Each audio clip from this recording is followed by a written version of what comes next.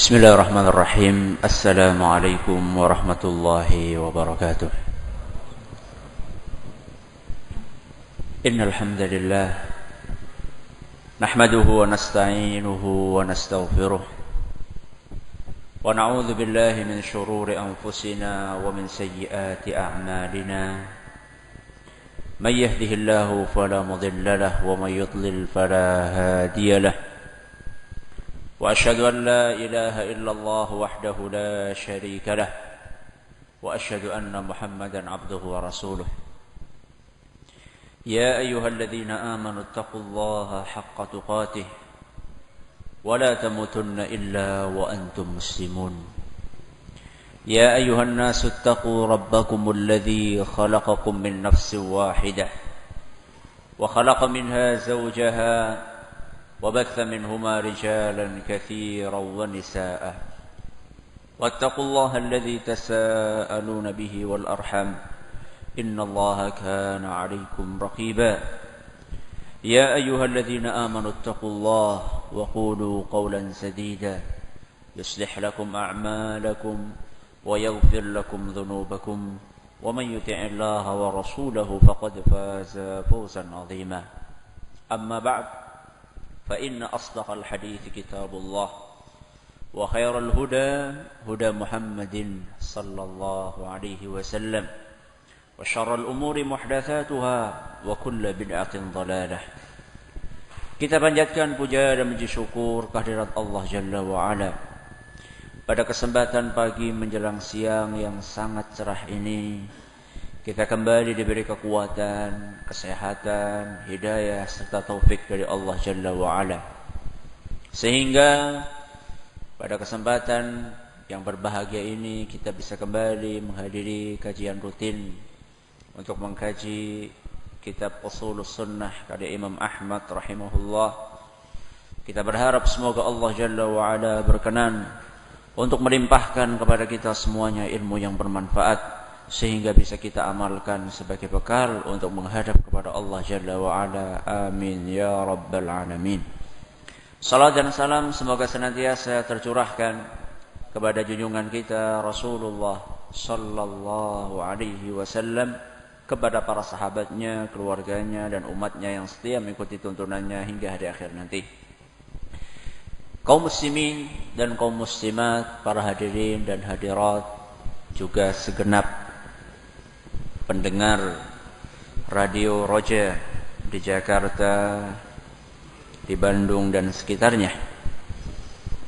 Kita akan melanjutkan pembahasan yang sudah kita mulai tentang perjalanan hidup sesudah apa?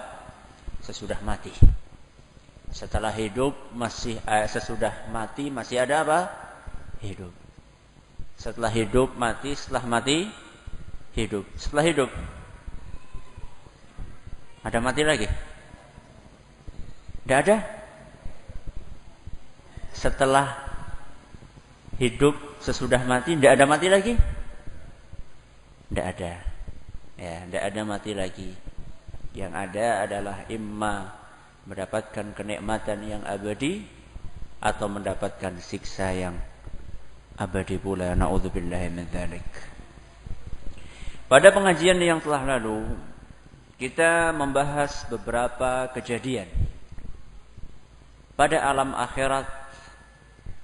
Di antaranya adalah syafaat agung Rasulullah sallallahu alaihi wasallam, yaitu syafaat dari beliau atas izin Allah untuk dimulainya apa? Hisab. Dimulainya penghitungan apa? Amalan.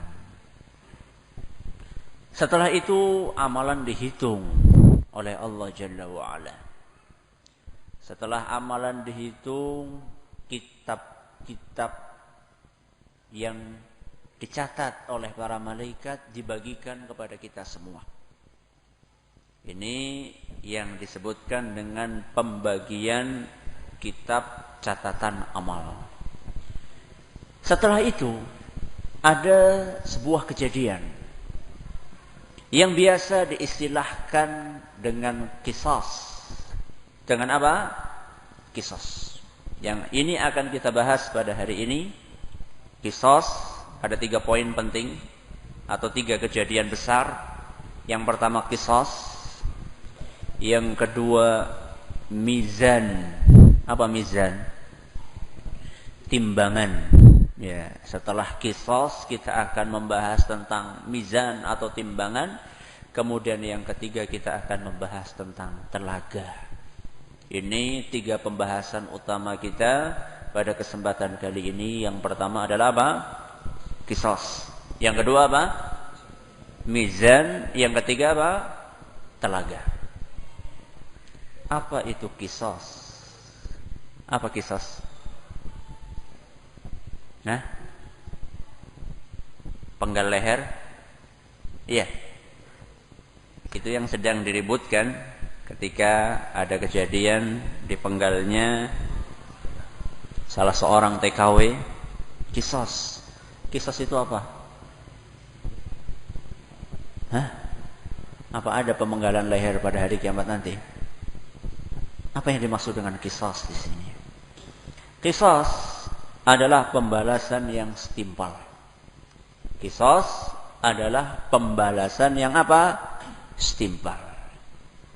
Dan nanti kita akan bahas pembalasan setimpal terhadap amalan yang mana yang dimaksud dengan qisas di sini.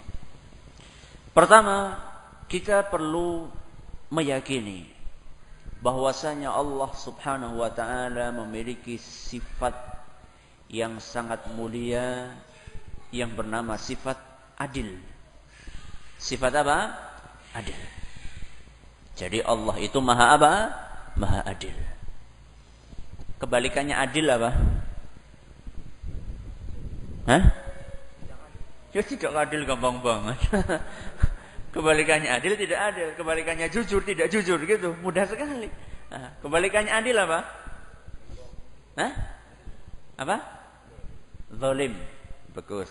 Kebalikannya adil adalah apa? Zalim. Ketika Allah Subhanahu wa taala memiliki sifat adil, maka Allah Jalla wa Ala mengharamkan apa? Perbuatan zalim. Allah mengharamkan perbuatan apa? Zalim. Siapa yang diharamkan? Siapa yang tidak boleh berbuat zalim sama Allah? Siapa? Siapa? Manusia. Manusia saja? Hah? Makhluk hidup. Jin. Makhluk hidup, tumbuhan bisa berbuat zalim? Taib, sekarang manusia dan jin. Selain itu tidak ada yang dilarang untuk berbuat zalim lagi? Hah? Siapa? Hewan. Apakah hewan mukallaf sampai tidak boleh berbuat zalim? Selain itu, siapa lagi yang tidak boleh berbuat zalim?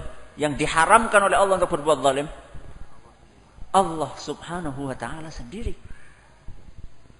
Makanya kata Allah Subhanahu wa taala dalam sebuah hadis qudsi yang diriwayatkan oleh Imam Muslim, kata beliau, kata Allah Jalla wa Ala, ya ibadi, wahai para hambaku, inni haramtu dzulma ala nafsi. Wahai para hambaku, sesungguhnya perbuatan zalim. Jadi Allah Subhanahu wa taala tidak mungkin melakukan perbuatan apa? Zalim. Walaupun mungkin nampaknya ketika kita dikenakan sebuah cobaan yang sangat berat, ada sebagian orang yang imannya lemah, kemudian dia menyangka Allah ini tidak adil. Masa saya sudah miskin seperti ini, orang tua saya rajin ibadah, rajin sholat, satu-satunya tulang punggung keluarga, kok dicabut nyawanya? Itu orang tidak pernah sholat, kemudian sugih, malah masa orang tua saya yang rajin ibadah, yang miskin, malah dia yang dimatikan terlebih dahulu. Ini hati-hati. Sesungguhnya Allah Jalla wa'ala mengharamkan perbuatan zalim atas dirinya sendiri. Kata Allah, haramtu dzulma ala nafsi.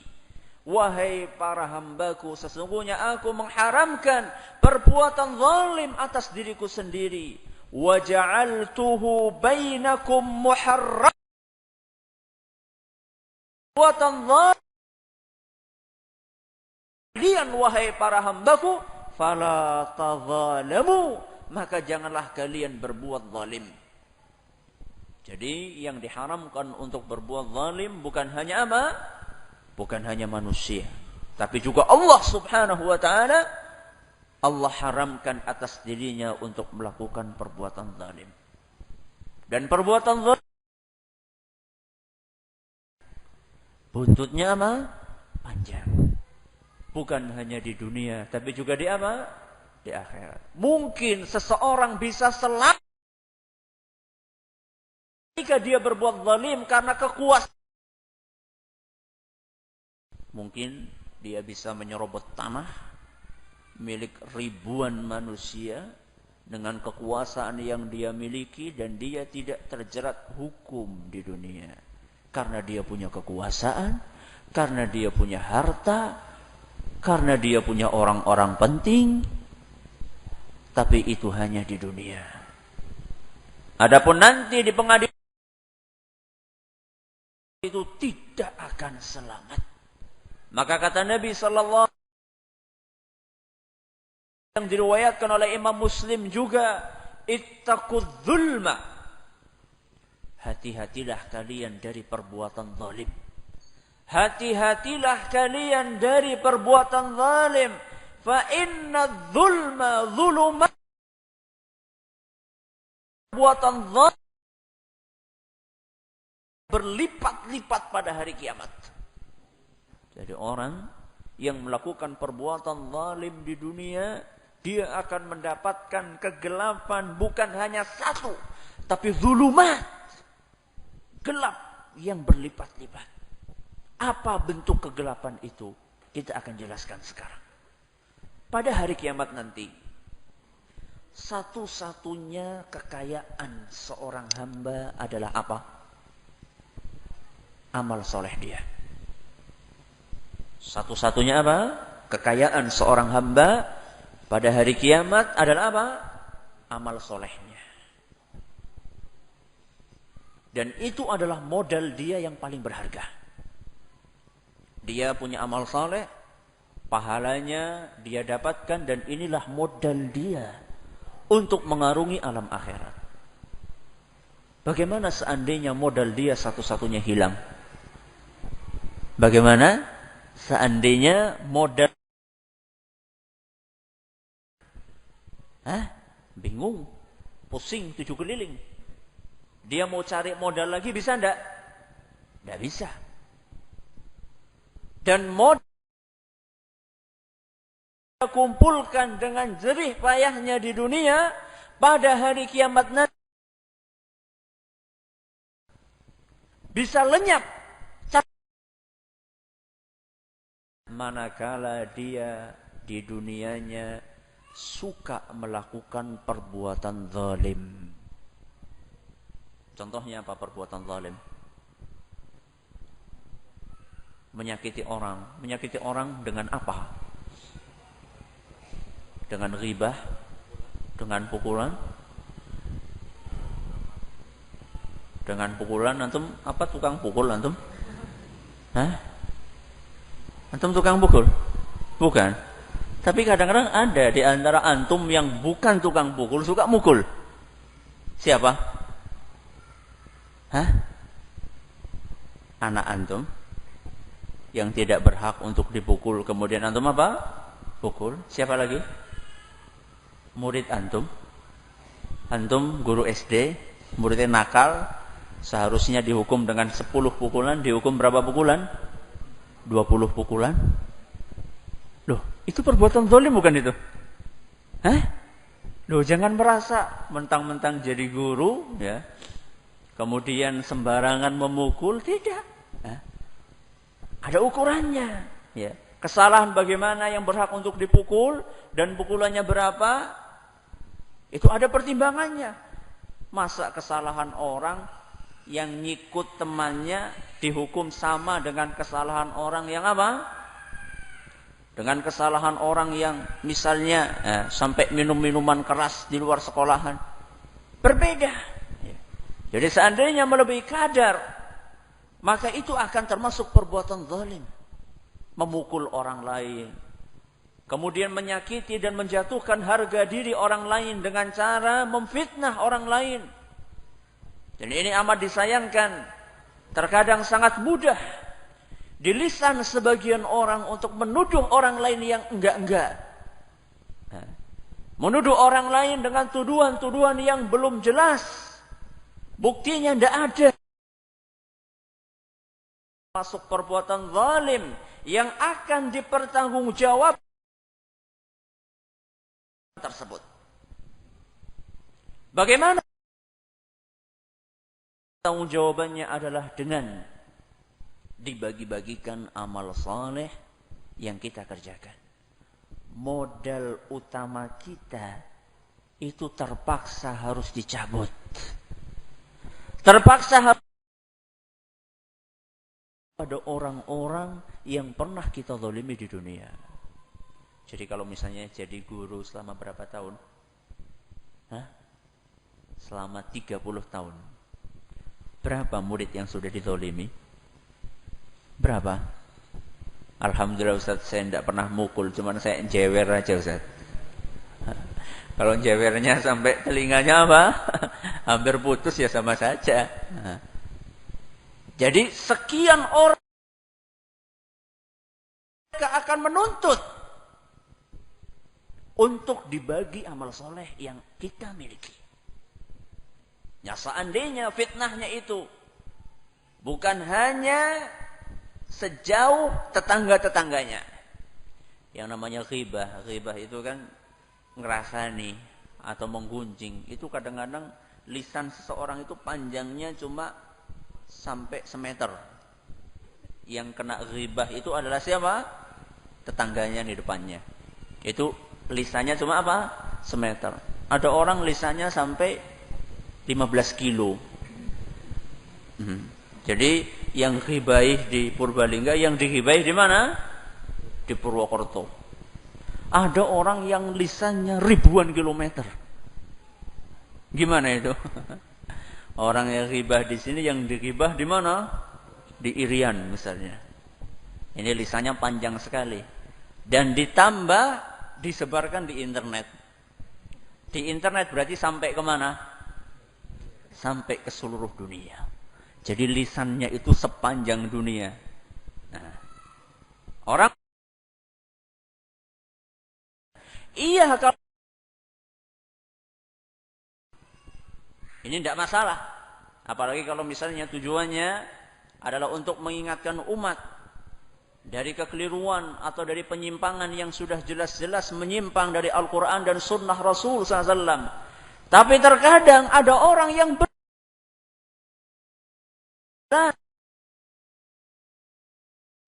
masih, kalau boleh dikatakan abu-abu, belum jelas apakah ini haram atau halal, bid'ah atau sunnah, dan juga belum jelas apakah orang tersebut melakukannya, tapi beritanya sudah sampai ke luar negeri. Orang-orang yang menzalimi orang lain, maka mereka akan mempertanggungjawabkan perbuatannya pada hari kiamat nanti. Bagaimana? Semakin banyak orang yang dizalimi, maka akan semakin banyak orang yang meminta modal utama kita di alam akhirat nanti. Terus kalau misalnya orang ini yang tukang zalim ini amalannya sedikit. Amalannya apa? Sedikit. Kalau amalannya sedikit dicabut berarti apa? Habis. Atau misalnya amalannya tidak ada. Dia juga ibadahnya pas-pasan atau bahkan mungkin bukan orang Islam tapi suka menzalimi orang lain. Hitler misalnya. Siapa? Hitler. Bukan orang Islam, bukan? Bukan. Yang dizalimi banyak enggak? Wah, banyak banget. Nah, itu kira-kira dia mau bagi amal soleh apa yang mau dibagikan kira-kira menurut antum? Orang Islam bukan. Enggak punya amal soleh. Pahalanya mana? Terus gimana? Zalim itu nuntut kepada Hitler misalnya. Nuntut bagiannya. Hitler mau bagi-bagi apa? Hah?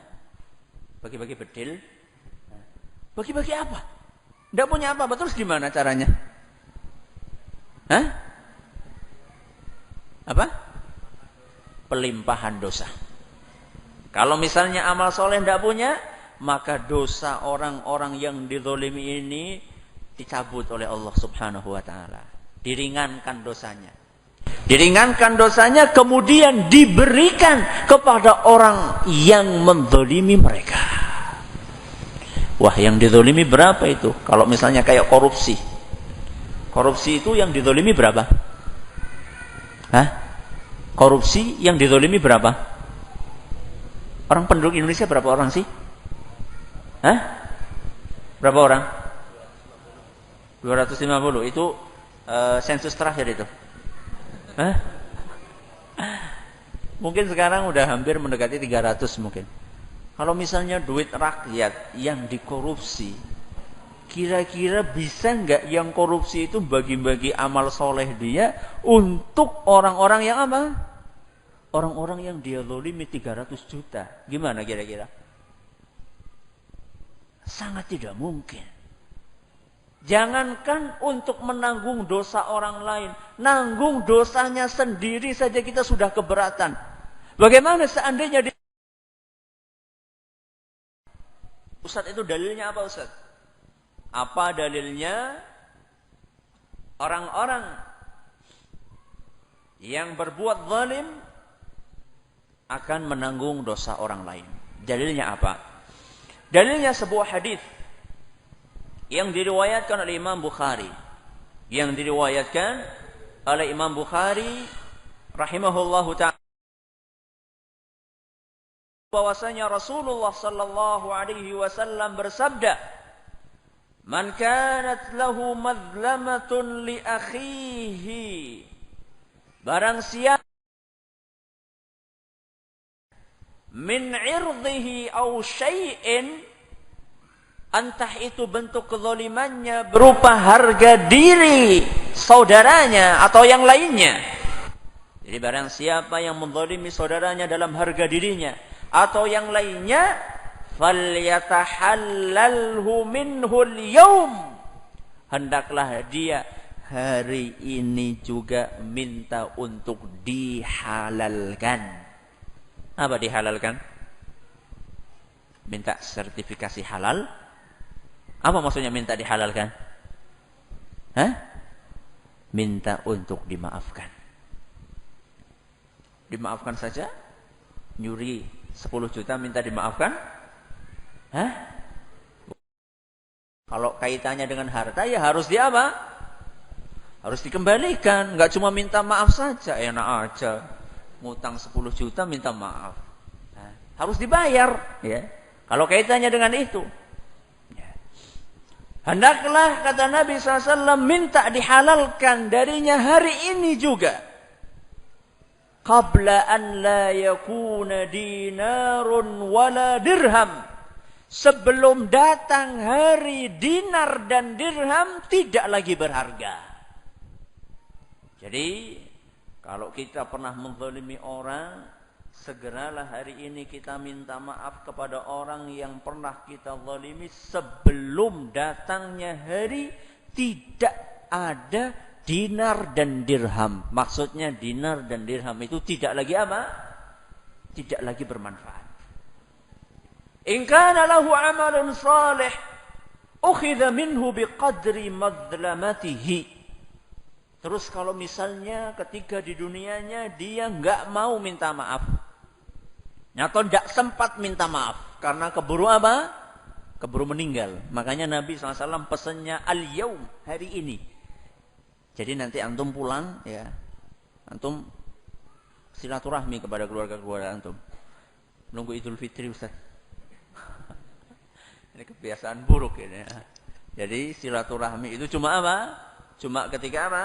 Idul Fitri saja. Jadi dosa setahun dia apa? Ditumpuk. Nah, minta maafnya kapan? Ketika Idul Fitri. Ini keliru. Kata Nabi SAW, al-yaum, sekarang. Gak usah nunggu apa? Idul Fitri, kenapa? Buk mati disit. Keburu meninggal dulu. Kata Nabi pesannya, al-yaum, sekarang ini. Kenapa? Karena mbok gak sempat untuk minta maaf. Mbok gak sempat untuk minta maaf. Keburu apa? Keburu kita meninggal atau orang yang dizolimi apa? Meninggal duluan. Coba kalau meninggal duluan gimana? Kita datang ke kuburan, minta maaf di situ, gimana caranya? Makanya cepat-cepat. Kata Nabi SAW, kalau seandainya tidak siap atau belum sempat untuk meminta maaf, maka kata Nabi SAW, seandainya orang yang menzalimi tadi punya amal soleh, maka amal soleh orang yang menzalimi ini akan dicabut oleh Allah Jalla wa'ala, kemudian dikaruniakan kepada orang yang dizalimi tersebut. Wa illam takun lahu hasanatun ukhidha min sayyiati sahibihi fahumila alaihi. Seandainya orang yang menzalimi tersebut tidak punya amal soleh, atau punya amal soleh tapi amal solehnya sudah apa? Sudah habis, maka dosa-dosa orang yang dizalimi tersebut akan dicabut oleh Allah Jalla wa'ala dan dilimpahkan serta ditimpahkan kepada orang-orang yang berbuat zalim tersebut. Gengsi, Ustaz. Apa? Gengsi. Ada sebagian orang suruh minta maaf apa? Gengsi. Masa saya minta maaf? Bos kok minta maaf sama apa? Bawahan. Kepala sekolah masa minta maaf kepada siapa? Guru. Orang tua masa minta maaf sama siapa? Sama anak. Guru masa minta maaf sama murid. Gengsi, Ustaz. Masa saya orang kaya minta maaf sama orang apa? Miskin. Saya yang tua masa minta maaf sama anak kemarin sore yang masih kecil. Apa tidak ada solusi lain, Ustaz? Saya kalau suruh minta maaf kayaknya pikir-pikir dulu, Ustaz. Karena saya punya harga diri. Masya Allah. Punya apa? Harga diri. Saya harus mikir dulu, Ustaz. Nanti saya pertimbangkan kira-kira nanti harga diri saya jatuh apa enggak. Ya, jadi saya butuh waktu mikir. Enggak mungkin saya minta maaf hari ini, Ustaz. Walaupun itu pesannya Rasul. Wah, kebangetan ini orang. Saya harus mikir-mikir dulu, Ustaz. Apa enggak ada solusi lain? Oh ya, Ustaz. Bukankah di dalam Al-Quran disebutkan bahwasanya amal soleh itu bisa menghapuskan apa? Dosa. Dalam Al-Quran surat Hud ayat 114. Dalam surat Hud ayat berapa? 114 Allah Subhanahu wa taala berfirman, "Innal hasanati yudhibnas sayyi'at." Sesungguhnya amal soleh itu akan menghapuskan apa? Dosa-dosa. Apa tidak cukup, Ustaz, kita sholat yang banyak, puasa yang banyak, banyak-banyak sedekah? Kan nanti perbuatan zalim yang berupa dosa itu nanti kan akan dihapus. Dengan apa? Dengan amal soleh yang kita kerjakan. Kalau ada orang ngomong kayak gitu gimana? Nah, gimana? Kalau ada orang punya alasan seperti itu gimana? Dia bawa dalil loh. Dalilnya dari Al-Quran lagi. Gimana jawabnya?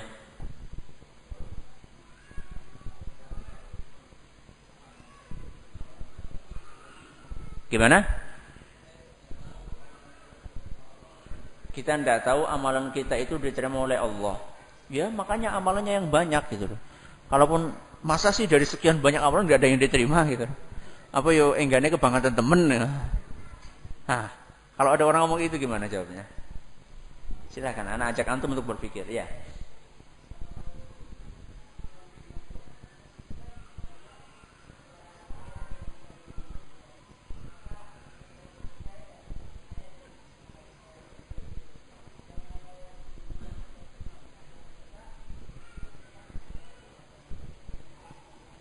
Bagus. Ya. Yang bisa dihapuskan dengan amal soleh itu adalah dosa-dosa antara hamba dengan siapa? dengan Allah. Yang akan dihapuskan dengan dosa-doa, dengan amal soleh, itu adalah dosa-dosa yang kaitannya antara hamba dengan apa? Allah. Apa misalnya? Hah? Ya meninggalkan sholat, tapi orang seterusnya. Ya. Nah, seterusnya orang sholat itu wong Islam. Nah, jadi kadang-kadang telat sholatnya, kemudian puasa sih puasa, cuman matanya masih apa? Masih kemana-mana. Ya. Nah, yang seperti inilah kaitannya dosa seorang hamba dengan Allah. Inilah yang akan dihapuskan dengan apa? Dengan amal soleh. Tapi kalau dosa dimensinya itu antara hamba dengan hamba, tidak akan pernah bisa dihapuskan, melainkan seandainya orang yang dizalimi berkenan untuk memaafkan orang tersebut. Ustadz, ini dalilnya apa? Apa dalilnya? Wong ayatnya umum kok dikhususkan. Mana dalilnya? Dalilnya adalah sabda Nabi sallallahu alaihi wasallam dalam sebuah hadis yang diriwayatkan oleh Imam Ahmad. Dan hadis ini dinyatakan hasan oleh Syekh Al-Albani. Kata Nabi sallallahu alaihi wasallam, "Ad-dawawinu 'indallahi 'azza wa jalla thalathah." Catatan amal perbuatan seorang hamba di sisi Allah itu ada 3 macam. Ada berapa macam? 3 macam. Diwanun la ya'ba'ullahu bihi syai'an. Yang pertama, catatan yang Allah subhanahu wa ta'ala tidak terlalu pedulikan catatan tersebut. Artinya Allah sangat mudah untuk apa? Untuk mengampuninya. Ini yang pertama. Yang kedua, diwanun la yatrukullahu minhu syai'an. Yang kedua adalah catatan amalan yang sama sekali tidak akan pernah dibiarkan oleh Allah Subhanahu wa taala. Jadi pasti akan apa? Akan mendapatkan ganjarannya. Tidak mungkin akan di apa? Akan dikesampingkan oleh Allah Jalla wa ala. Yang ketiga, diwanun la yaghfiruhu Allah.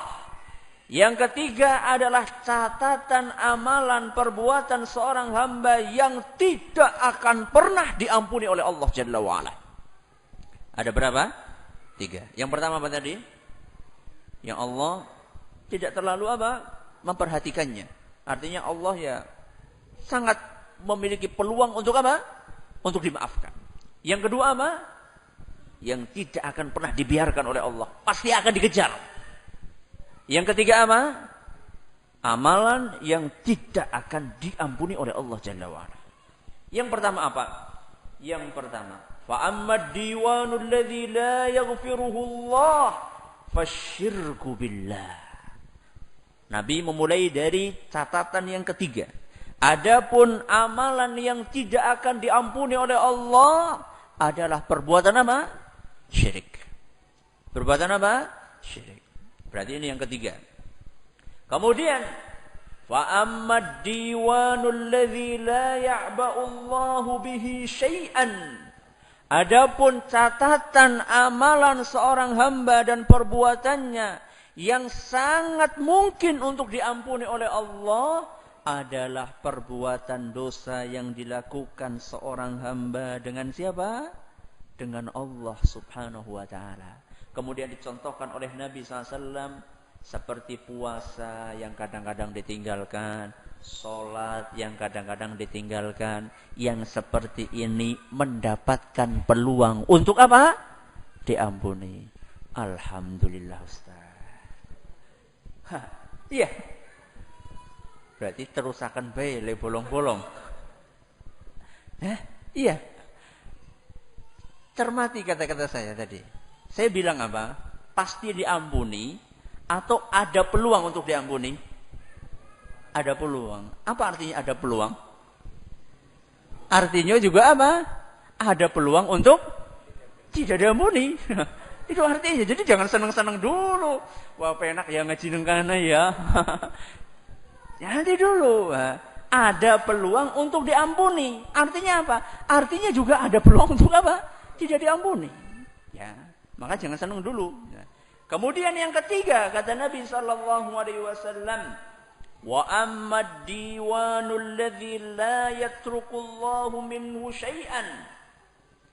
Adapun perbuatan yang Allah Subhanahu wa taala tidak akan pernah ditinggalkan olehnya, artinya pasti akan mendapatkan ganjarannya, fadzulmul ibadi ba'dihim ba'dha, adalah perbuatan zalim yang dilakukan antara seorang hamba dengan hamba yang lainnya.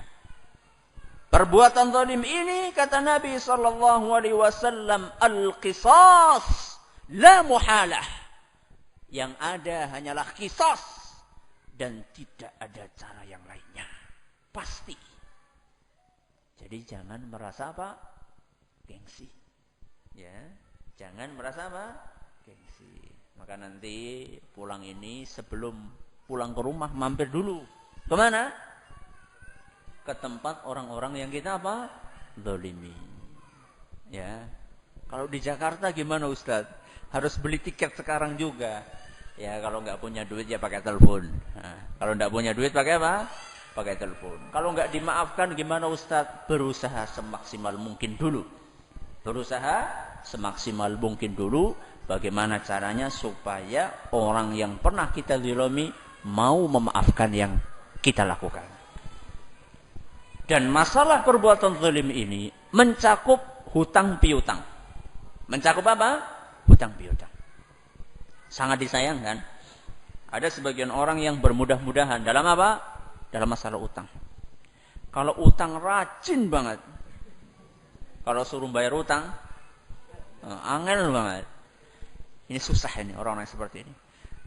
Alasannya apa? Lah Ustaz, yang namanya orang punya tauhid kan insya Allah masuk surga Ustaz.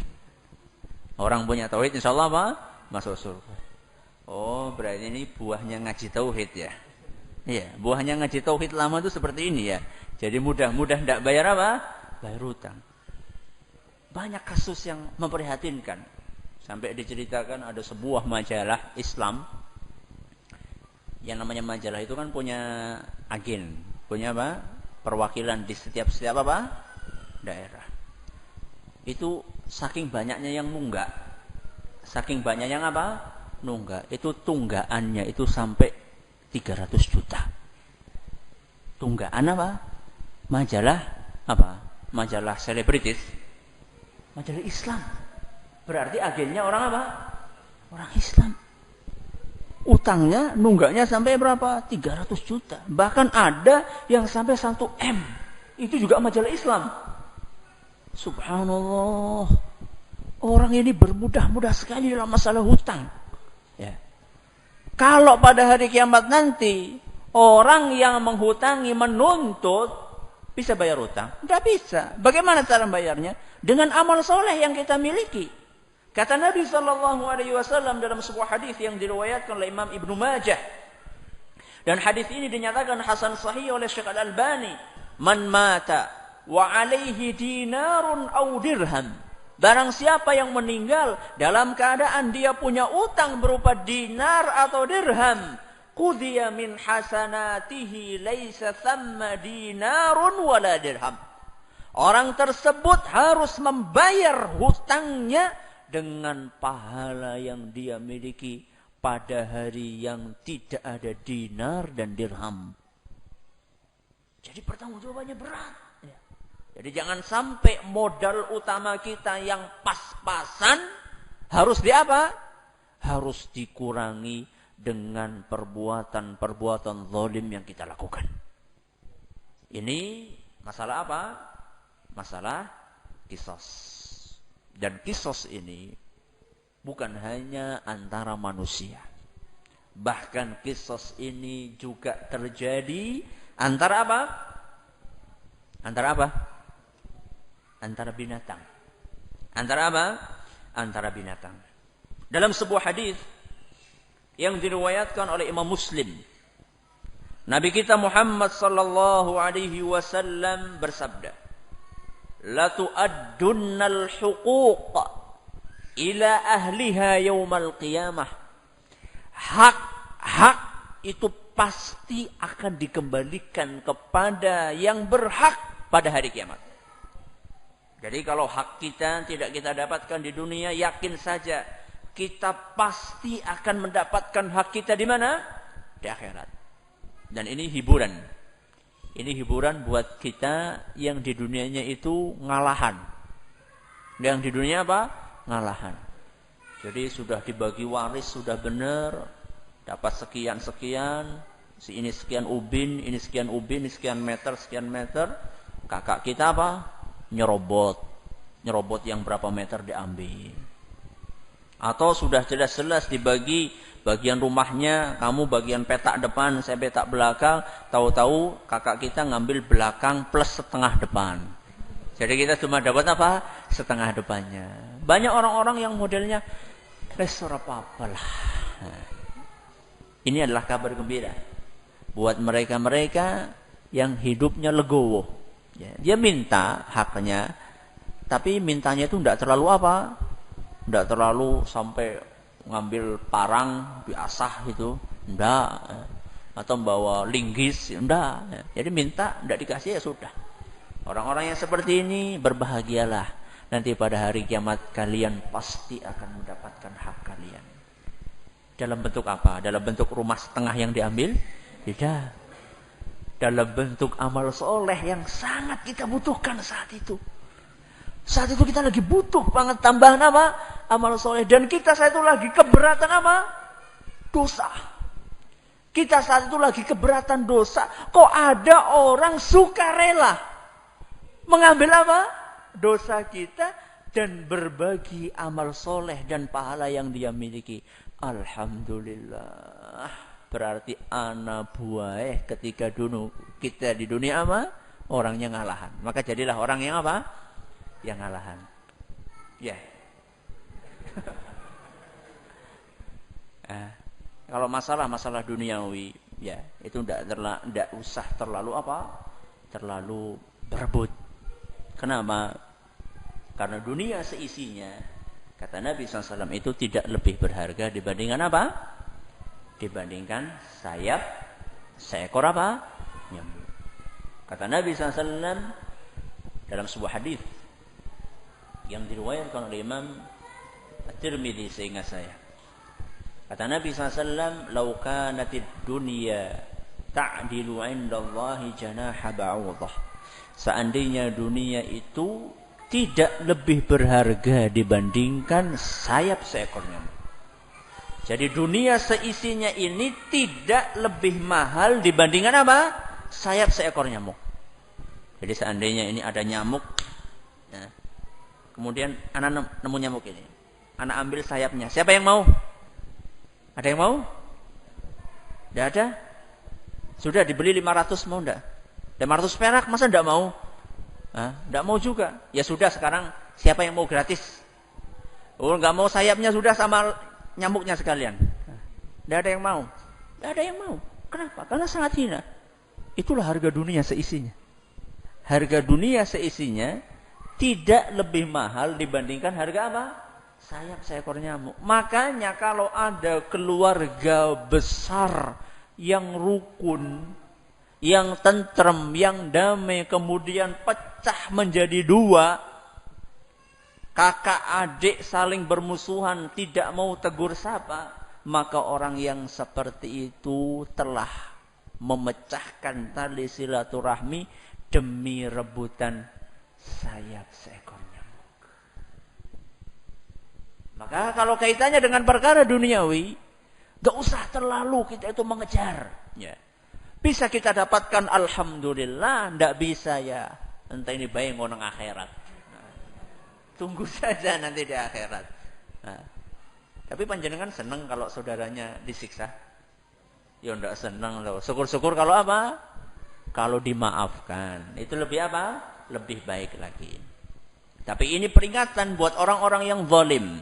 Peringatan buat orang-orang yang zalim. Kata Nabi SAW, la tu'addunnal huquq ila ahliha yaumal qiyamah. Hak-hak itu akan dikembalikan pasti kepada orang-orang yang berhak untuk memilikinya pada hari kiamat. Hatta yuqada lisyatil jalha minasyatil qarna. Sampai pun haknya seekor kambing yang patah, apanya? Tanduknya itu akan diberikan haknya dari kambing yang punya apa? Tanduk. Kambing kan kadang-kadang suka apa? Suka tarung, ya. Nah, ketika tarung itu ada apanya? Ada tanduknya yang apa? Yang patah. Nanti kambing yang tanduknya patah itu akan datang pada hari kiamat menuntut kambing yang apa? Yang masih utuh apanya? Tanduknya. Seandainya manusia, seandainya kambing saja pasti akan dikembalikan haknya. Apalagi apa? Manusia. Timbul pertanyaan, Ustaz. Kambing itu mukallaf apa bukan? Hah? Mukallaf enggak kambing? Apa artinya mukallaf? Dibebani untuk melakukan syariat alias suruh sholat, puasa. Pernah lihat kambing sholat? Hah? Kenapa? Karena tidak wajib. Hah? Kita tidak pernah melihat kambing itu apa? Puasa. Jadi jangan sampai kita mewajibkan kambing kita untuk apa? Puasa. Oh, ya paling orang ya menghormati orang yang puasa lah. Angon penak temen kok mangan yang orang mangan. Tidak boleh. Karena mereka tidak apa? Tidak mukallaf. Mereka tidak dibebani dengan apa? Dengan syariat. Tapi kenapa kok mereka dituntut juga untuk memenuhi hak orang lain. Untuk memenuhi hak kambing yang lain. Kenapa? Apa kira-kira hikmahnya? Hah? Bagus. Untuk menunjukkan betapa tinggi keadilan siapa? Allah Subhanahu wa ta'ala. Ini yang pertama. Untuk menunjukkan betapa tinggi keadilan Allah. Sampai binatang pun Allah berbuat adil di antara mereka. Kemudian yang kedua, untuk menunjukkan bahwasanya hak itu pasti akan apa? Akan didapatkan. Akan dikembalikan pada hari kiamat. Walaupun itu haknya apa? Haknya binatang. Kemudian yang ketiga, untuk memberikan pelajaran kepada manusia bahwa di antara binatang saja ada qisas, apalagi di antara manusia yang jelas-jelas apa? Yang jelas-jelas mukallaf. Ini apa? Ini tentang qisas. Selanjutnya pembahasan kita adalah tentang apa habis qisas tadi? Mizan. Tentang apa? Mizan. Apa itu mizan? Timbangan. Timbangan apa? Timbangan yang diletakkan oleh Allah pada hari kiamat untuk menimbang apa? Untuk menimbang amalan para hambanya. Dulu kita pernah membahas masalah hisab. Hisab apa? Penghitungan amalan. Apa bedanya antara hisab dengan mizan? Apa bedanya antara hisab, penghitungan amalan, dengan mizan, penimbangan apa? Amalan. Apa bedanya? Hah? Sama aja? Sama? Kalau sama ya tidak usah kita bahas. Hah? Sama enggak? Hah? Sama apa enggak? Hah? Siapa yang ngomong beda? Jawabnya. Bedanya apa? Hah? Gimana?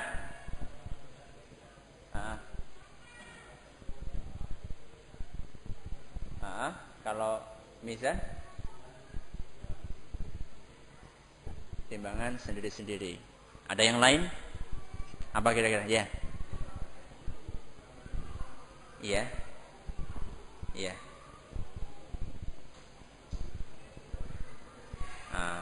Banyaknya dan beratnya bedanya apa?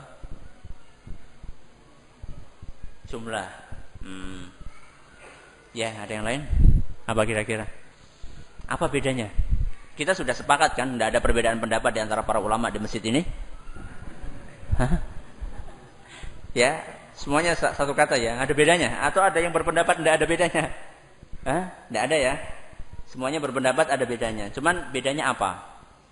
Kata Imam Al-Qurtubi, kalau hisab atau penghitungan amalannya, penghitungan amalan tujuannya adalah untuk mengukur kadar amalan, menghitung. Namanya juga penghitungan apa?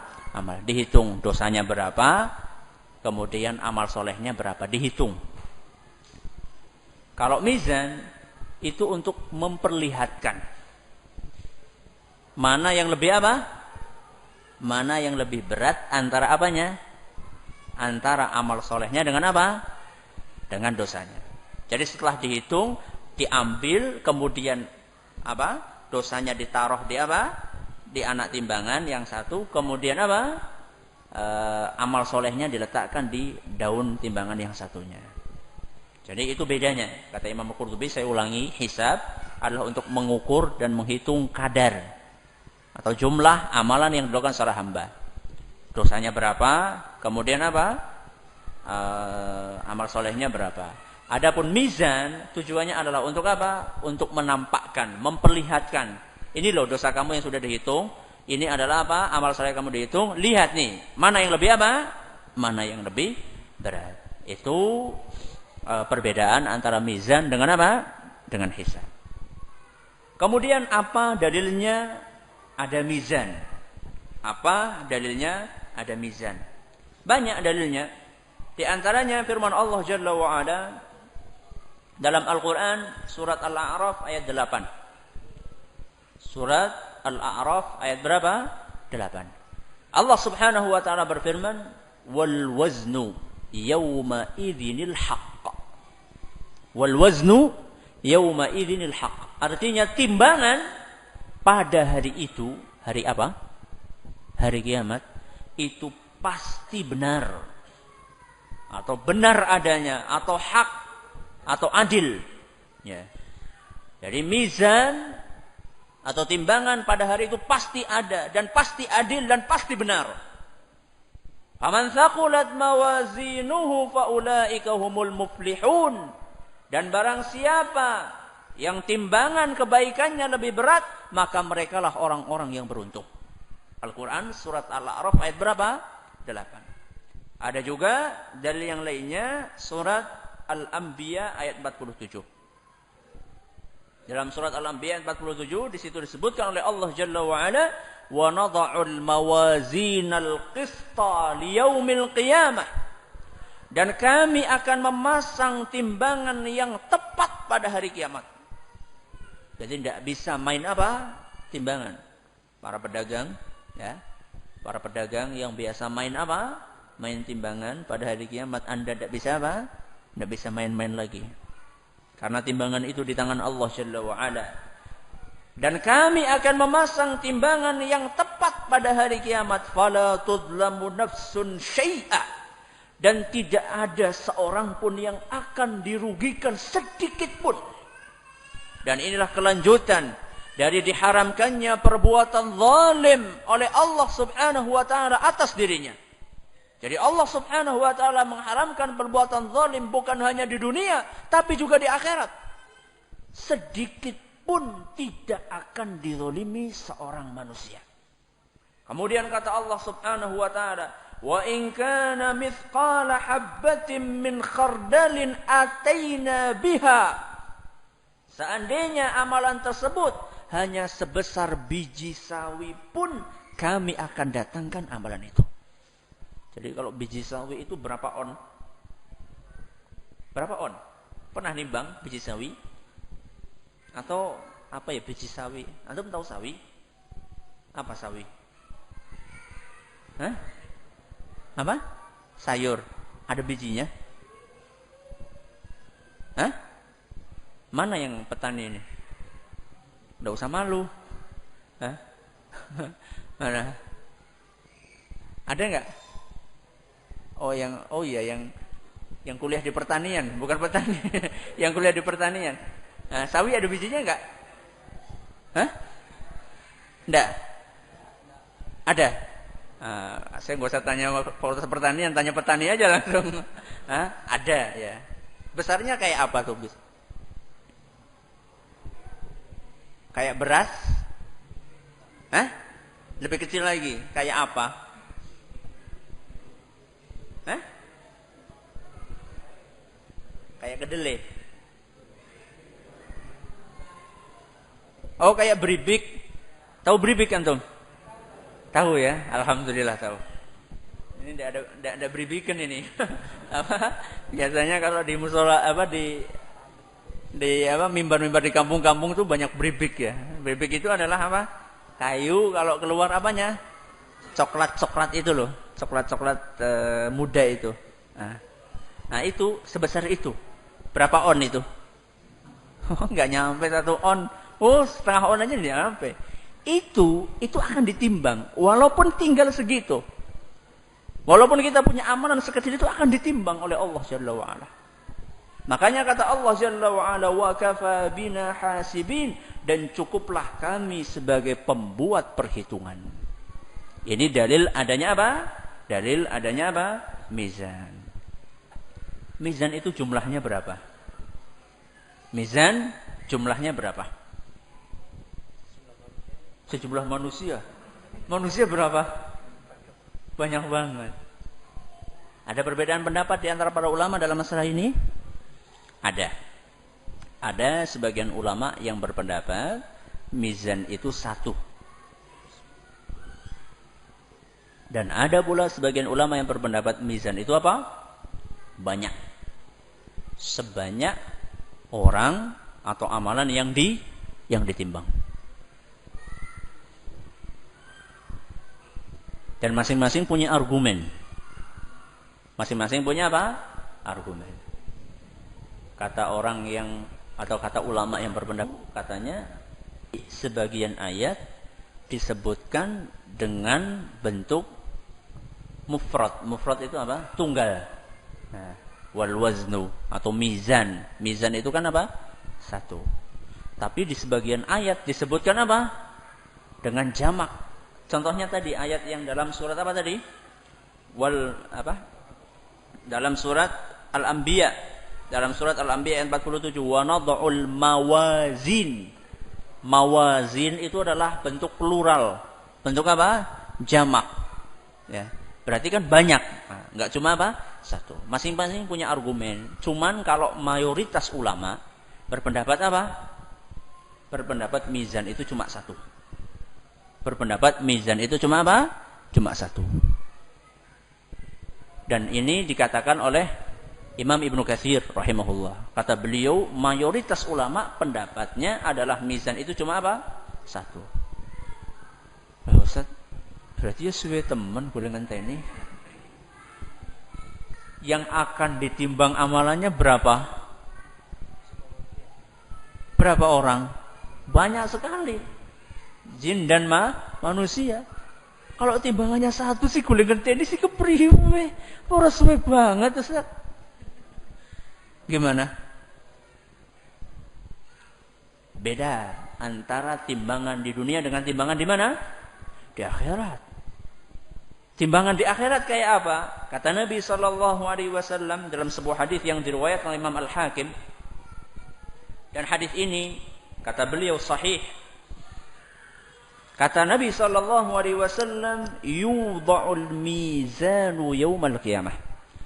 Pada hari kiamat, mizan atau timbangan akan didatangkan.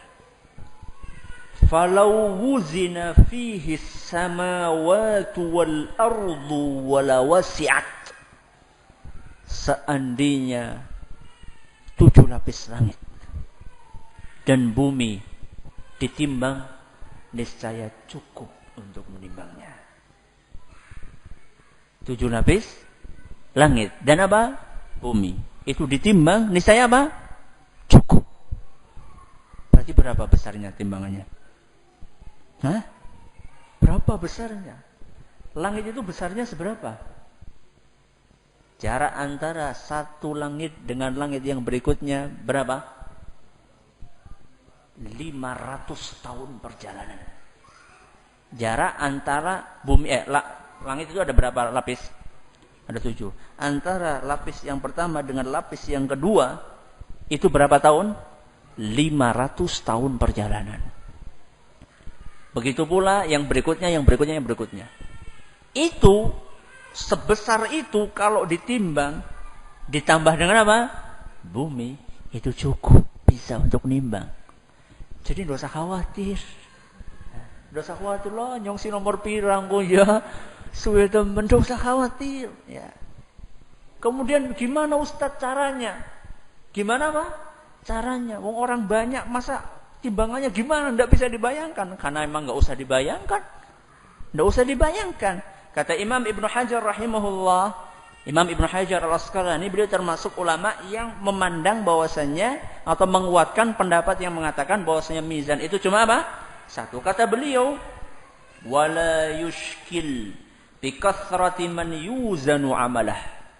Dan pendapat bahwasanya timbangan itu cuma satu tidak kontradiksi dan tidak muskil dengan kenyataan banyaknya orang yang akan ditimbang amalannya. Kenapa wahai imam?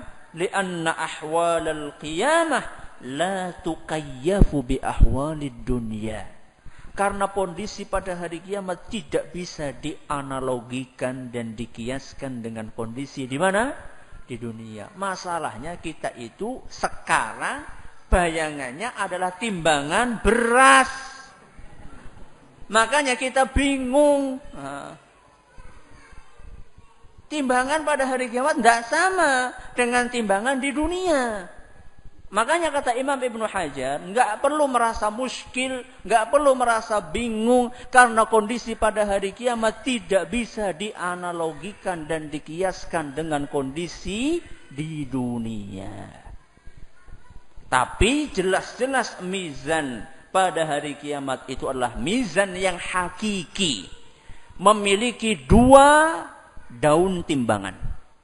Memiliki 2 daun timbangan. Bagaimana bentuknya? Wallahu ta'ala a'lam. Pertanyaan berikutnya. Apakah diperlukan mizan? Apakah diperlukan mizan? Perlu enggak? Allah apa enggak tahu? Allah apa enggak tahu kalau enggak ditimbang amalan kita? Hah? Enggak tahu? Tahu. Alhamdulillah. Tahu ya Allah ya? Tahu. Terus kenapa perlu pakai mizan segala, pakai timbangan? Apa ndak marakakan suwe? Hah? Kenapa? Kok perlu pakai timbangan segala? Loh Allah sudah tahu kok. Kira-kira amal soleh kita itu mana yang lebih berat antara dosa yang kita lakukan? Itu Allah tahu. Kenapa harus pakai timbangan-timbangan segala? Kenapa? Hah? Manusia belum tahu. Ya, kan bisa aja dikasih tahu kamu segini. Ya. Bisa aja.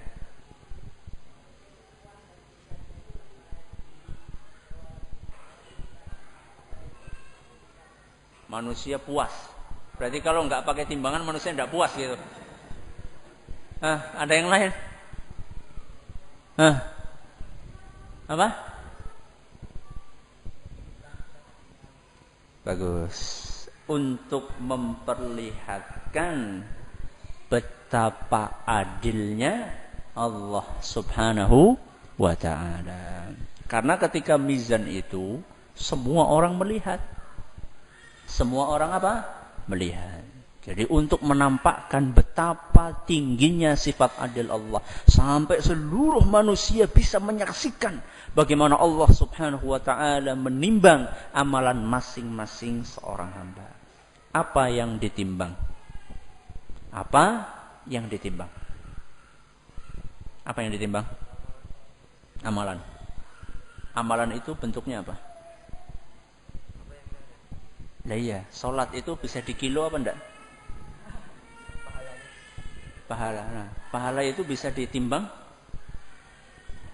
Pahala itu sesuatu yang benda padat gitu, bisa ditimbang? Apanya yang ditimbang?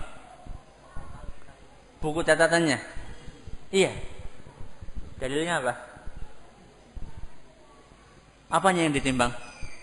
Atau orangnya? Ya seneng yang gemuk ya. Kasihan yang kurus. Hah? Apanya yang ditimbang? Amalannya.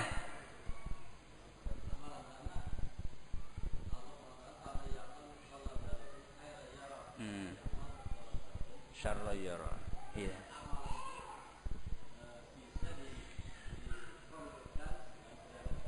Bisa dikonkretkan dengan berat. Betul. Itu salah satu dalil. Dan masih banyak dalil yang lainnya. Para ulama berbeda pendapat. Yang ditimbang itu apanya? Apa amalannya? Atau buku catatannya? Atau orangnya? Ulama berbagi menjadi berapa? 3 pendapat. Kenapa mereka bisa berbeda pendapat? Karena dalil menyatakan ada hadis yang berbicara amalan ditimbang. Ada hadis yang berbicara orangnya ditimbang. Ada hadis yang berbicara bukunya ditimbang. Terus bagaimana ini Ustaz? Sebagian ulama mengambil jalan tengah, semuanya ditimbang. Karena masing-masing ada apanya? Ada dalilnya. Apa dalilnya? Amalan ditimbang.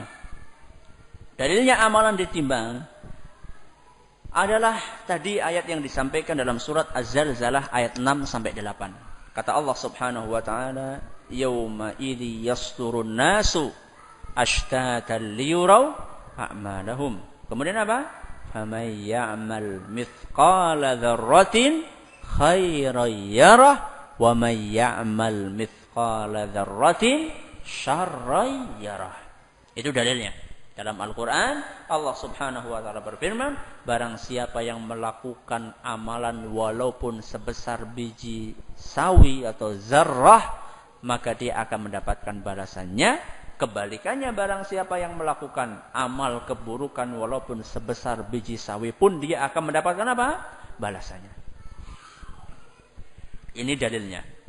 Ada juga dalil yang lain yang menunjukkan bahwasanya amal soleh itu akan ditimbang, yaitu hadis yang diriwayatkan oleh Imam Bukhari dan Muslim, dan hadis inilah hadis yang terakhir disebutkan dalam Sahih Bukhari. Siapa yang hafal? Hadis terakhir dalam Sahih Bukhari. Kalimatani habibatani ilar rahman khafifatani fil lisan thaqilatani fil mizan. Ada 2 kalimat yang dicintai oleh Allah Subhanahu wa taala. Ringan di lisan, berat di mana? Di timbangan. Jadi yang ditimbang apanya?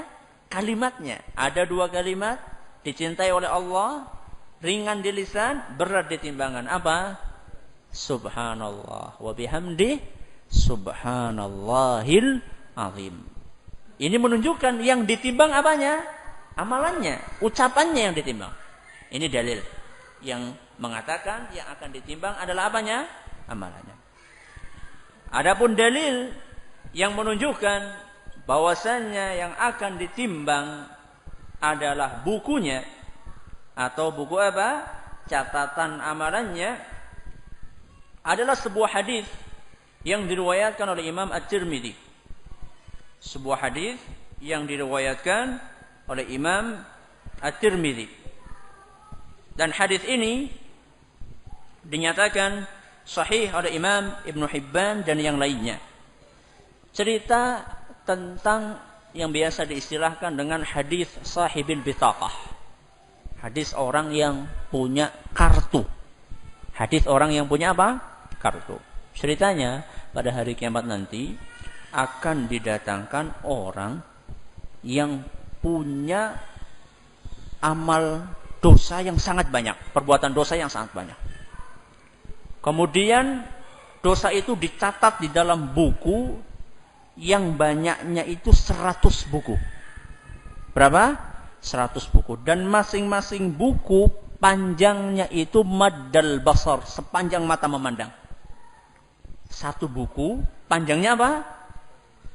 Ya bukan panjangnya, kandele. Nah, tebalnya itu buku apa ya? Buku apa? Itu padahal baru apa? 1. Ini berapa? 100 dia punya. Kemudian ditanya oleh Allah Subhanahu wa taala, dari sekian banyak dosa yang kamu lakukan, kira-kira ada enggak dosa yang sebenarnya enggak engkau lakukan tapi tertulis di sini? Artinya apa? Salah catat ya.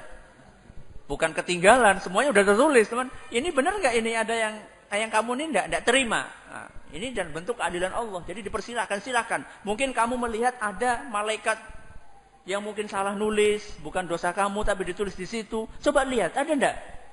Enggak ada, wahai Rabbi. Sudah, dia yakin dia akan apa? Sudah, ini alamat akan masuk ke mana? Saat neraka. Kata Allah Subhanahu wa taala, sesungguhnya engkau masih punya amal soleh. Engkau masih punya apa?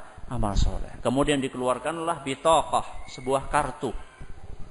Sebuah kartu yang isinya adalah la ilaha illallah. Isinya adalah apa? La ilaha illallah. Orang tadi sudah pesimis. Ya Allah, 100 catatan amalan keburukan, satu buku tebalnya segitu, kok mau dibandingkan dengan kartu satu lagi? Kartu itu seberapa tipisnya? Mau dibandingkan dengan 100 buku yang begitu tebal? Kata Allah Subhanahu wa taala, la dzulmal yaum, tidak ada kezaliman pada hari ini. Semuanya akan ditimbang. Ditimbanglah apanya? Bukunya. Yang ditimbang apanya? Buku dan kartunya. Buku dan kartunya ditimbang. Berarti yang ditimbang apanya? Catatannya. Yang ditimbang buku catatannya. Kemudian ternyata Allah Subhanahu wa taala menghendaki fatashatis sijillat wa thaqulatil bitaqah. Kartu itu ternyata lebih berat dibandingkan 100 buku catatan dosa yang dilakukan oleh hamba tersebut. Berarti hadis ini menunjukkan bahwasanya buku amalan catatan atau buku catatan amalan juga ditimbang. Kalau tadi yang pertama apa yang ditimbang? Amalnya. Yang kedua apanya? Bukunya. Sekarang orangnya. Dalilnya apa? Dalilnya apa? Orang yang melakukan juga ditimbang. Hadis yang diriwayatkan oleh Imam Bukhari. Hadis yang diriwayatkan oleh Imam Bukhari. Kata Nabi sallallahu alaihi wasallam, "Innahu la ya'ti ar-rajulul 'azimus saminu yaumal qiyamah." Akan datang pada hari kiamat seorang yang sangat gemuk. Seorang yang sangat apa? Gemuk dan besar. La yazinu 'indallahi janaha ba'udah. Tapi ketika orang tersebut ditimbang, dia tidak lebih berat dibandingkan sayap seekor nyamuk. Akan datang pada hari kiamat orang yang apa? Gemuk, gede. Ketika ditimbang dia sudah pede sekali. Sudah pede. Ternyata dia tidak lebih berat dari sayap seekor nyamuk. Kenapa? Ya karena tidak punya amal soleh. Tong kosong, nyaring bunyinya. Ya, tidak punya amal soleh. Jadi yang kurus-kurus tidak usah pesimis. Yang kurus-kurus tidak usah apa? Pesimis. Yang gemuk-gemuk jangan terlalu apa? Optimis. Tergantung apanya? Tergantung amalannya. Tapi yang kurus-kurus juga jangan terlalu optimis. Sama saja. Yang gemuk-gemuk juga jangan apa? Pesimis, sama saja. Masing-masing tergantung apa? Amalannya. Bukan masalah berat badan yang kita miliki. Ini pembahasan tentang apa? Tentang mizan. Yang terakhir adalah pembahasan tentang apa? Tentang telaga. Apa bahasa Arabnya telaga? Haud. Keyakinan tentang adanya telaga pada hari kiamat adalah merupakan suatu akidah yang dilandaskan di atas dalil yang sahih, bahkan mutawatir. Bahkan apa? Mutawatir. Dan para ulama telah berijma' tentang adanya keyakinan mengenai telaga pada hari kiamat. Sampai-sampai Imam As-Suyuti rahimahullah menyebutkan bahwasanya hadis-hadis yang bercerita tentang adanya telaga pada hari kiamat diriwayatkan oleh lebih dari 50 sahabat Nabi. Dan ini hadis yang luar biasa banyaknya. Karena lebih dari 50 sahabat Nabi meriwayatkan adanya hadis yang bercerita tentang telaga. Dan telaga pada hari kiamat itu bukan hanya satu. Tapi setiap nabi memiliki apa? Telaga. Setiap nabi memiliki telaga. Dalam sebuah hadis yang diriwayatkan oleh Imam At-Tirmidzi, dan hadis ini dinyatakan sahih oleh Syekh Al-Albani. Kata Nabi SAW, inna likulli nabiyyin hawda. Sesungguhnya setiap nabi itu memiliki telaga. Seluruh nabi masing-masing punya telaga. Wa innahum yatabahawna ayyuhum aktsaru waridah. Dan semuanya nabi-nabi tersebut mereka saling membanggakan siapakah yang telaganya paling banyak dikunjungi. Jadi antara para nabi mereka saling apa? Saling membanggakan. Siapa di antara kita yang telaganya paling banyak dikunjungi oleh manusia? Wa inni arju an akuna aktsaruhum waridah. Adapun aku berharap akulah telaga yang aku milikilah yang paling banyak apanya? Pengunjungnya. Telaga Rasul sallallahu alaihi wasallam bermata air dari sebuah sungai di surga. Telaga Rasul bermata air dari sebuah sungai di surga yang bernama Sungai Al-Kautsar. Inna a'tainakal kautsar. Bermata air dari sebuah sungai yang ada di surga. Telaga itu bukan di surga. Telaga itu di mana? Di padang mahsyar. Jadi mata airnya dari mana? Dari surga. Ngalirnya pakai apa? Butuh pipa berapa meter? Melalui 2 pancuran. Yang satu terbuat dari emas, yang 2 terbuat dari perak. Apa Ustaz pernah lihat? Anda belum pernah lihat, tapi kata Nabi SAW seperti itu. Kata Nabi SAW dalam sebuah hadis yang diriwayatkan oleh Imam Muslim, yaghuttu fihi mizabani yamuddanihi minal jannah. Air telaga tersebut mengalir dengan deras.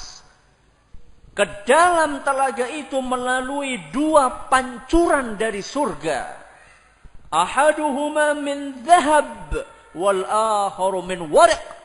Pancuran yang pertama terbuat dari emas dan pancuran yang kedua terbuat dari perak. Bentuk telaga Nabi adalah bujur sangkar. Bentuknya apa? Bujur sangkar. Apa artinya bujur sangkar? Apa artinya bujur sangkar? 4 sisinya sama. Kalau ini apa ini? Persegi 4. Persegi panjang. Iya, persegi panjang. Belum lupa ya? Masya Allah. Ini persegi panjang. Kalau bujur sangkar berarti apa? Sama. Panjang dan luasnya sama.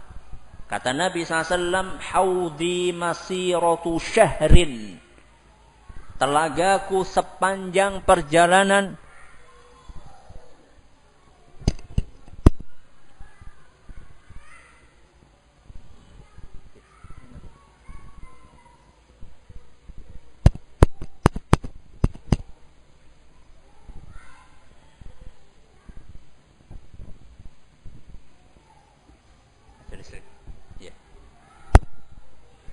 Kata Nabi SAW, telagaku sepanjang 1 bulan perjalanan. Wa zawayahu sawa'un, dan ukuran seluruh sisinya sama. Ukuran seluruh sisinya sama. Berarti ini bujur sangkar. Hadis riwayat Muslim. Nah, karena yang mengunjungi telaga Rasul adalah paling banyak, maka butuh apa? Butuh apa? Orang mau minum butuh apa? Butuh gelas. Masa kita mau minum langsung? Butuh apa? Butuh gelas. Dan orangnya paling banyak. Terus gelasnya dari mana? Kata Nabi SAW, akwabuhu mithlu nujumis sama. Gelasnya itu sejumlah bintang di lautan. Bintang di langitan, maaf. Jumlahnya sebanyak apa? Bintang di langitan. Berapa itu jumlahnya? Tidak terhitung. Jadi tidak usah, wah ki pekaseko ya. Tidak usah. Masing-masing punya gelas sendiri-sendiri. Kenapa? Karena gelasnya itu banyak sekali. Sebanyak apa? Sebanyak bintang di langitan, bukan di lautan. Sebanyak bintang di langitan. Terus siapa yang akan melayani kita? Ketika kita akan minum, siapa yang akan melayani kita di situ? Yang melayani kita adalah orang yang paling kita cintai, yaitu Nabi kita Muhammad sallallahu alaihi wasallam. Kata beliau, ana faratukum 'alal haud. Wahai umatku, aku adalah akan mendahului kalian untuk pergi ke telaga, dan aku yang akan melayani kalian. Hadis riwayat Bukhari dan Muslim. Ini kita baru bercerita tentang sifat telaga tersebut. Kita belum bercerita tentang apa? Tentang sifat air. Tentang sifat air yang ada di telaga itu. Disebutkan dalam banyak hadis, air yang ada di telaga Rasul itu lebih putih dari susu. Lebih putih dari susu. Lebih manis dari madu. Lebih wangi daripada minyak misk. Dan lebih dingin dibandingkan air es. Apa tadi? Lebih apa? Putih dari apa? Susu. Lebih manis dari madu. Lebih dingin dari es. Dan lebih wangi dibandingkan minyak misk. Barang siapa yang meminum satu teguk, maka dia tidak akan pernah merasakan haus selama-lamanya. Banyu apa gue? Ya air telaga Rasul. Tidak ada air di muka bumi yang bisa memadukan 4 sifat ini. Susu yang kita minum putih, tapi baunya apa? Amis. Susu yang kita minum putih, tapi baunya amis. Madu. Madu yang kita konsumsi manis, tapi warnanya tidak menarik. Warnanya tidak menarik. Kemudian air es, menyegarkan, tapi tidak manis. Minyak wangi, tapi rasanya apa? Pahit. Bagaimana ada air di muka bumi yang bisa memadukan 4 rasa ini? Adanya di telaga Rasul. Kemudian air mana di muka bumi ini, kalau kita minum satu teguk, kita tidak akan pernah merasa haus selama-lamanya. Ustaz itu ngarang-ngarang Ustaz ya? Tidak ngarang saya. Ini sabda Nabi SAW. Sekarang saya akan sebutkan dalilnya. Ya, supaya nanti nggak dikira ngarang saya. Sebutkan dalilnya. Nabi SAW menggambarkan bagaimana sifat air telaganya dalam sebuah hadis yang diriwayatkan oleh Imam Bukhari dan Muslim. Kata Nabi SAW, ma'uhu abyadu minal laban. Airnya lebih putih dibandingkan susu. Warihuhu atyabu minal misk. Dan aromanya lebih wangi dibandingkan minyak misk. Man syariba minha fala yazma'u abadan. Barang siapa yang meminumnya, maka dia tidak akan pernah merasa haus selama-lamanya. Kemudian ditambahkan oleh Nabi SAW, abradu minat thalj, lebih dingin dari es, wa ahla minal asal, dan lebih manis daripada madu. Hadis riwayat Ahmad dan sanadnya dinilai hasan oleh Al-Mundhiri. Itu sekelumit tentang apa? Telaga Rasul. Pengen minum di sana? Pengen. Tapi ternyata ada di antara umat ini yang tidak bisa minum di telaga. Padahal satu kondisi padang mahsyar sedang panas-panasnya. Sedang haus-hausnya. Penantian panjang setelah hisab. Ya. Semua orang dalam keadaan haus. Semuanya saat itu berbondong-bondong mencari air. Begitu sampai ke depan telaga, sudah siap ingin mengambil gelas yang ada di situ, ternyata mereka diusir dan tidak boleh mendekati telaga itu. Siapakah orang-orang itu? Kata Nabi SAW dalam sebuah hadis yang diriwayatkan oleh Imam Bukhari dan Muslim, la yaridanna alayya aqwamun a'rifuhum wa ya'rifuni. Akan datang ke telagaku orang-orang yang ku kenal dan mereka mengenaliku. Thumma yuhalu baini wa bainahum. Kemudian orang-orang tersebut terhalang dariku. Akan datang orang-orang yang dikenal oleh Rasul. Dan mereka juga kenal Rasul. Tapi kemudian ketika mereka akan minum dihalangi, tidak bisa ke situ. Fa'aqulu innahum minni. Kemudian Nabi SAW berkata, wahai Rabbku, mereka adalah bagian dariku. Fayuqalu innaka la tadri ma ahdatsu ba'dak. Wahai Muhammad, engkau tidak tahu apa yang mereka lakukan sepeninggalmu, wahai Muhammad. Setelah engkau meninggal, engkau tidak tahu apa yang mereka kerjakan. Ketika setelah itu Nabi SAW berkata, Suhqan liman ghayyara ba'di. Menjauhlah orang-orang yang mengubah-ubah agamaku setelah aku. Siapa yang tidak boleh minum? Orang yang mengotak-atik agama Rasul sallallahu alaihi wasallam. Orang yang berinovasi dalam agama. Inovasi boleh, tapi bukan masalah apa? Agama. Ya. Silahkan berinovasi dalam apa? Dalam masalah dunia. Selama masih dalam rambu-rambu apa? Syariat. Tapi kalau masalah agama, kewajiban kita hanyalah sami'na wa ata'na. Jadi kalau mau kreatif, jangan masalah agama. Ya. Kreatif bikin-bikin, jangan masalah agama. Nanti kamu nggak bisa apa? Nggak bisa minum dari telaga Rasul. Kalau kamu nggak mau minum juga, yang ngonoh. Ya, makanya ini hati-hati. Jadi resikonya berat. Ya. Melakukan hal-hal yang baru dalam agama, atau bahkan membuat hal-hal yang baru dalam agama, itu resikonya berat. Itu baru di padang mahsyar. Baru di padang mahsyar kita nggak bisa minum. Apalagi di mana? Di alam akhirat nanti di surga. Di neraka Allah Jalla wa'ala. Wallahu ta'ala a'la wa'alam. Ada pertanyaan silakan.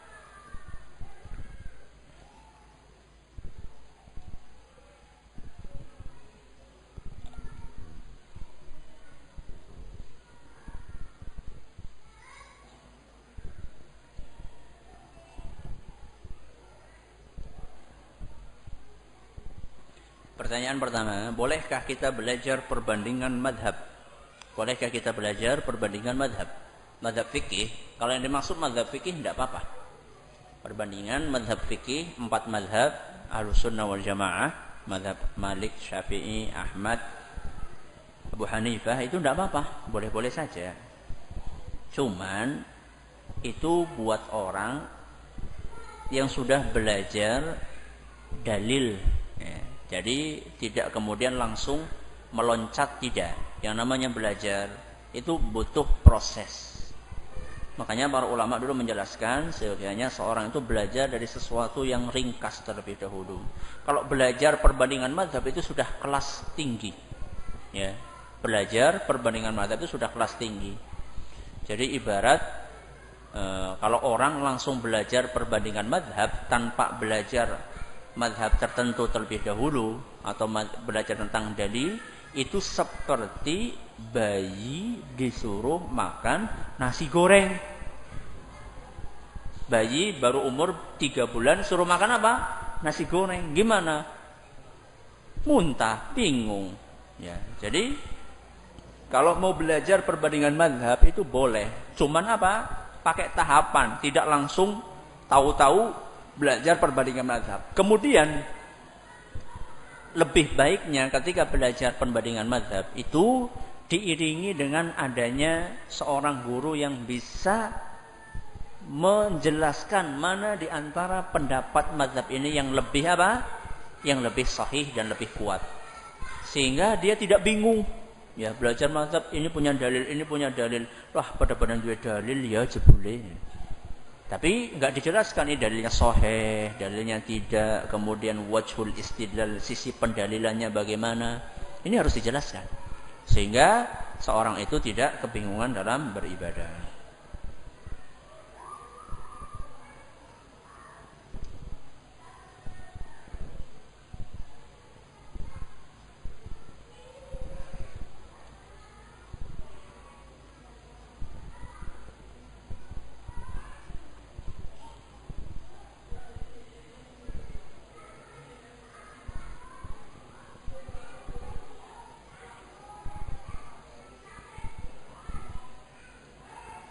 contoh catatan amal yang tidak dipedulikan Allah.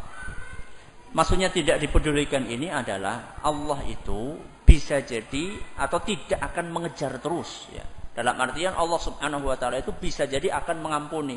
Ya banyak sekali maksiat-maksiat yang kita kerjakan yang kaitannya dengan Allah Subhanahu wa taala. Yang kaitannya dengan apa? Dengan Allah Subhanahu wa taala.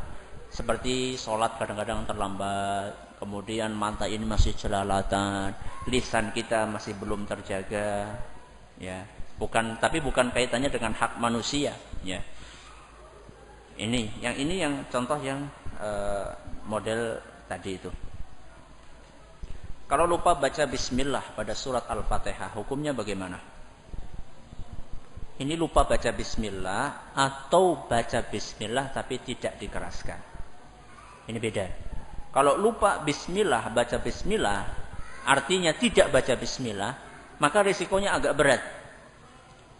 Karena pendapat yang rajih atau yang lebih kuat, basmalah adalah bagian dari apa?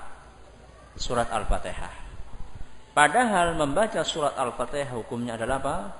Rukun, bukan hanya wajib. Hukumnya apa? Rukun. Maka sholatnya bisa beresiko tidak sah karena meninggalkan apa? Rukun sholat. Tapi dibedakan antara tidak baca basmalah dengan baca basmalah cuman tidak dikeraskan. Berdosakah apabila khawatir terkena sial setelah menabrak kucing? Tergantung sialnya apa. Kalau khawatir dikejar sama yang punya kucing, ya tidak berdosa. Loh, harus mempertanggungjawabkan antum. Tapi kalau yang dimaksud sial itu adalah apa?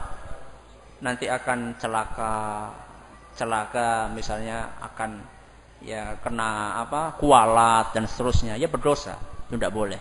Jadi yang namanya berbahaya itu, yang namanya mempertanggungjawabkan perbuatan bukan cuma kita nabrak kucing saja. Nabrak kucing takut, nabrak orang tidak takut. Enggak, ya. Semuanya yang namanya menabrak ya perlu mempertanggungjawabkan perbuatan.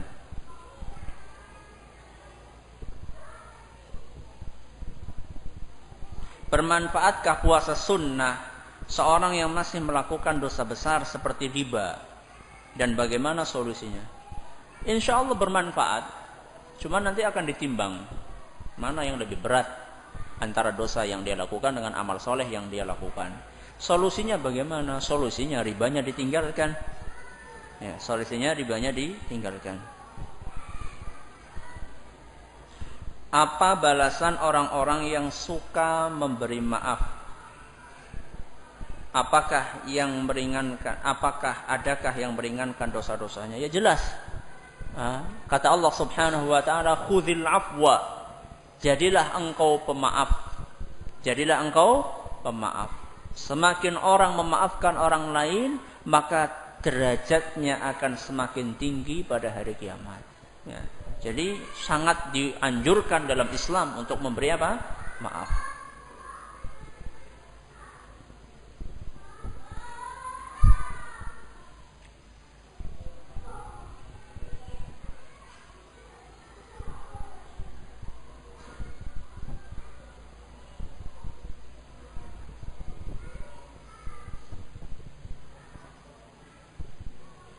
Bagaimana bila orang yang terzalimi itu banyak, sedangkan kita lupa siapa orang yang terzalimi oleh kita dan tidak tahu keberadaannya di mana? Berusaha dulu secara maksimal. Perbuatan zalimnya banyak atau orang yang dizalimi banyak, dalam bentuk apa? Kalau misalnya murid-murid kita masih bisa untuk melacak keberadaannya. Ya. Murid-murid kita kan masih bisa dilihat apa absennya, namanya siapa dulu kira-kira di emut-emut. Ya itulah resikonya. Makanya tidak ringan, berbuat zalim itu tidak ringan. Nah, makanya dikatakan oleh Nabi, az-zulmu zulumat. Yang namanya perbuatan zalim itu gelap. Gelap berlipat-lipat pada hari kiamat. Makanya kalau tidak minta maaf itu resikonya terlalu berat. Ya. Diusahakan secara maksimal terlebih dahulu untuk mencari orangnya. Ya. Kalau sudah tidak bisa, ya itu nanti lain permasalahan. Tapi harus maksimal dulu, jangan bermudah-mudahan. Bagaimana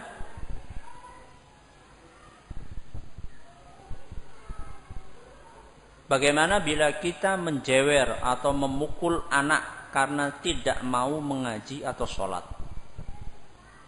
Kalau anak itu sudah berumur 10 tahun tidak apa-apa. Kalau anak sudah berumur apa? 10 tahun, masalah pukulan, bukan menjewer ya, masalah pukulan. Itu Nabi SAW memberikan dispensasi untuk memukul anak ketika anak berumur apa? 10 tahun dan tidak mau apa? Sholat. Jadi kalau sebelum umur 10 tahun sebaiknya dihindarkan untuk memakai apa? Pukulan. Apalagi kalau misalnya anak baru umur 3 tahun, 4 tahun. Kadang-kadang ada sebagian ikhwan atau akhwat itu yang saking semangatnya anak baru umur 4 tahun nggak mau ke masjid, dia apa? Dipukuli. Tidak boleh. Ya. Tidak boleh. Ya. Bukan dianjurkan, tidak boleh. Ya. Kenapa? Karena Nabi mengizinkannya setelah anak umur berapa? 10 tahun. Bukan berarti tidak boleh, bukan berarti tidak dimotivasi untuk sholat. Tapi bentuknya itu bukan dengan apa? Bukan dengan paksaan pukulan, bukan. Ya. Tetap dimotivasi dengan iming-iming. Kalau misalnya sudah dimotivasi nggak mau juga, nggak usah dipaksa. Karena aslan, secara asal dia itu belum wajib untuk apa? Untuk melakukan sholat. Ya. Dia belum berlaku, pencatatan amalan buat orang itu belum berlaku, buat anak itu belum berlaku.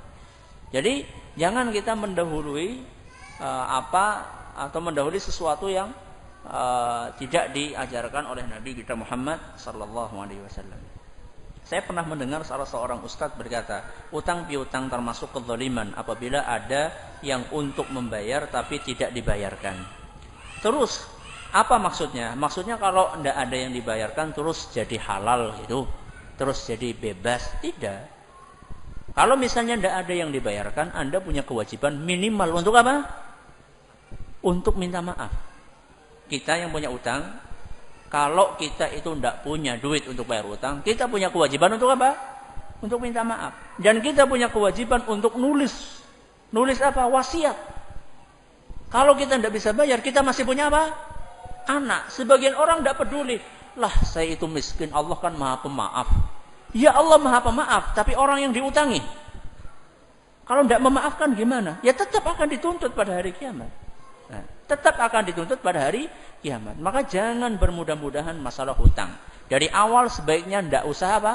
Ngutang. Kalau memang tidak apa? Tidak perlu sekali.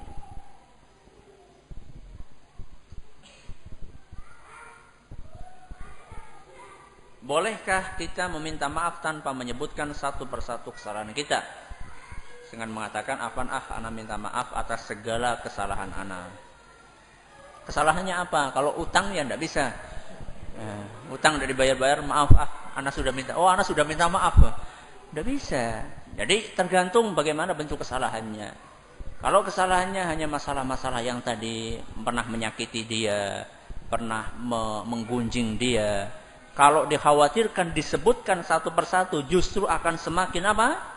Memperkeruh hubungan, maka ya tidak perlu untuk disebutkan satu persatu. Nah, tapi kalau misalnya kira-kira tidak akan menimbulkan itu, ya sebaiknya disebutkan kesalahannya. Caranya minta maaf orang yang dizolimi masalah uangnya. Apa nih? Mencuri. Kalau mencuri ya terus terang. Terus terang. Pak, nun sewu dulu saya pernah nyolong. Kembalikan. Nah, kecuali kalau takut nanti masuk ke penjara. Itu lain masalah ya. Tapi memang perlu ya. Jangan cuma memberikan uang. Dia bingung, ini uang apa? Nah, uang apa yang saya terima? Sehingga dia pikir ini uang cuma dikasih saja. Dan dia belum memaafkan kehilangan yang dulu pernah dia alami. Kan ada orang dicuri ya. Ada orang yang hartanya dicuri, dia sampai mengatakan pokoknya nganti kapan bae Arab ora tek ngapura, sapa malingnya engko tek tuntut nganti akhirat. Tahu-tahu ada orang datang ngasih duit, alhamdulillah apik temen wong iki. Padahal orang ini mau apa? Mau nyaur duit yang dia curi.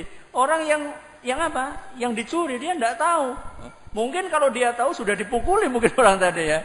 Dia tidak tahu, makanya harus minta maaf. Ya, dijelaskan, dikembalikan terang-terangan. Ya, dikembalikan terang-terangan, kecuali seandainya akan mengakibatkan madarat berbahaya, misalnya akan dibunuh dan seterusnya, itu lain masalah.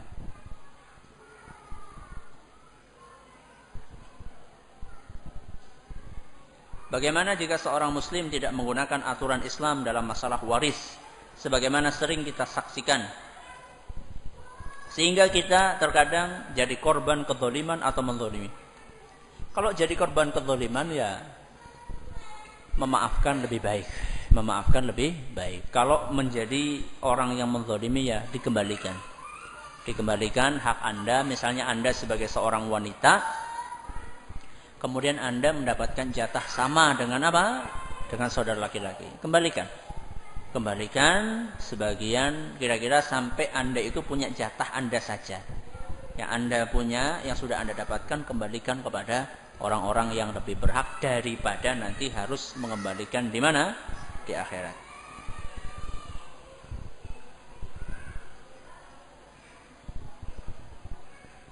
Bagaimana jika orang yang berhutang kepada kita kemudian tidak membayarnya? Lebih baik kita ikhlaskan atau tetap mengharapkan dilunasi? Jika tidak ikhlas, apakah di akhirat tetap akan dihitung dalam qisas? Dan bagaimana jika kita mengikhlaskan? Lebih baik diikhlaskan. Lebih baik diikhlaskan.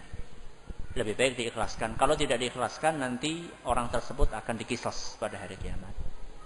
Makanya para ulama kita kayak Imam Ibnu Taimiyah itu ketika dia dizalimi oleh banyak musuh-musuhnya, musuh-musuh dakwahnya, Imam Ibnu Taimiyah memaafkan semuanya. Ketika ditanya, kenapa engkau maafkan? Kata dia, apa untungnya saya? Apa keuntungan yang saya dapatkan ketika saudara saya harus disiksa gara-gara saya nggak memaafkan? Jadi apa keuntungan yang saya dapatkan ketika gara-gara saya tidak memaafkan, orang itu harus disiksa, saudara saya harus disiksa? Ini adalah tingkat yang sangat tinggi dari sifat memaafkan. Wallahu ta'ala a'la wa a'lam. Subhanakallahumma bihamdik, asyhadu an la ilaha illa anta, astaghfiruka wa atubu ilaik. Atas segala perhatian kami ucapkan terima kasih, atas segala kurungan kami mohon maaf yang sebesar-besarnya. Wassalamualaikum warahmatullahi wabarakatuh.